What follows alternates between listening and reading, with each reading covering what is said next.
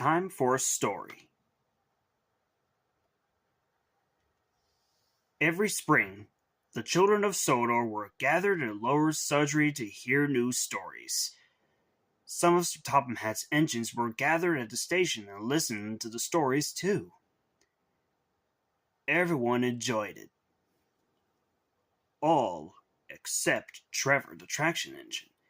He loved the company of the children, even if it was just a smile and a wave as they passed.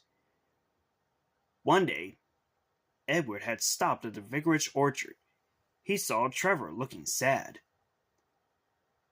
"What's the matter, Trevor?" asked Edward. "I'm just a little upset, Edward," answered Trevor. "The children get to hear new stories every spring, and I miss their company." Edward felt sad for his friend and wondered if there was a way to cheer him up.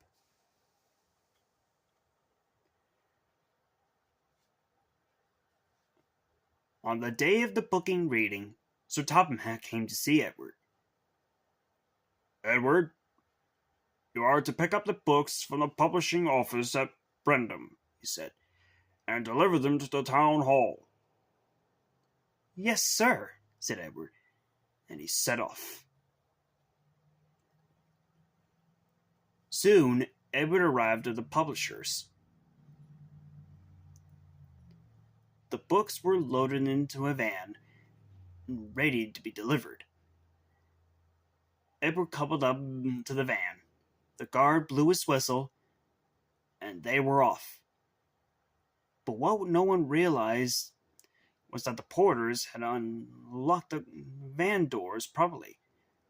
By the time they realized this mistake, Edward was too far away to hear. As Edward was puffing down his branch line, he was thinking about how he could cheer Trevor up. Unfortunately, he was so distracted that he didn't notice the bent rails until it was too late. His driver slammed on his brakes, and Edward skidded along the rails. As it came over the bent rails, his coupling snapped. The van tumbled off the rails, and the doors burst open. After a while, the van skated to a stop. Meanwhile, Edward had stopped a few yards down the line. He'd heard a crash and knew something was wrong.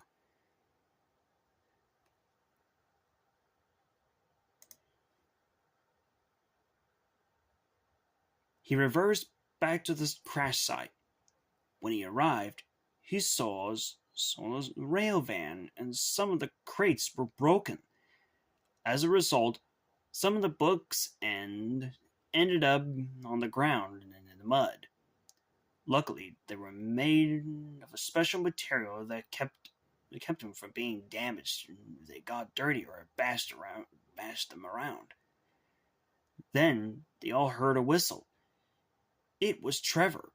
He and the vicar were nearby and came to see what had happened. "Upon my soul!" exclaimed the vicar. "What happened here?"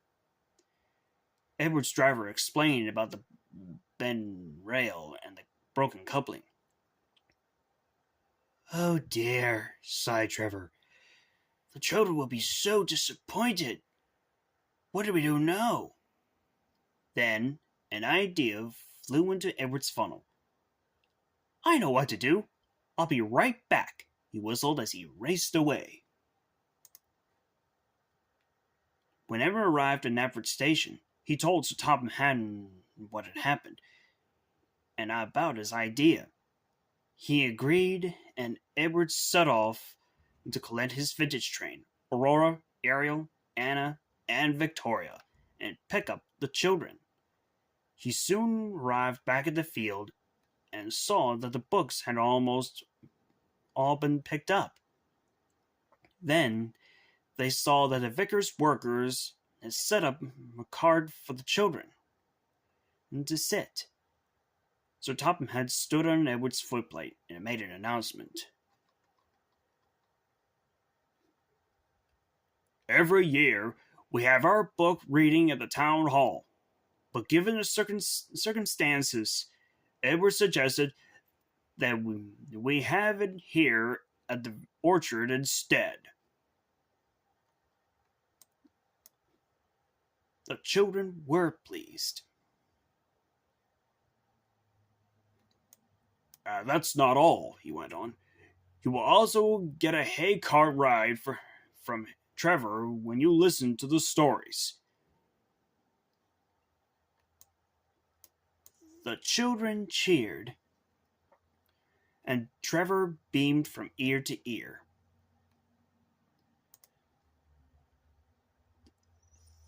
The children were enjoying themselves as they rode in Trevor's cart and listened to the stories. Trevor was happy too. He was glad to see the children, and he even enjoyed one of the stories about a little boy blue who was impatient. Later that day, Edward arrived to take the children home.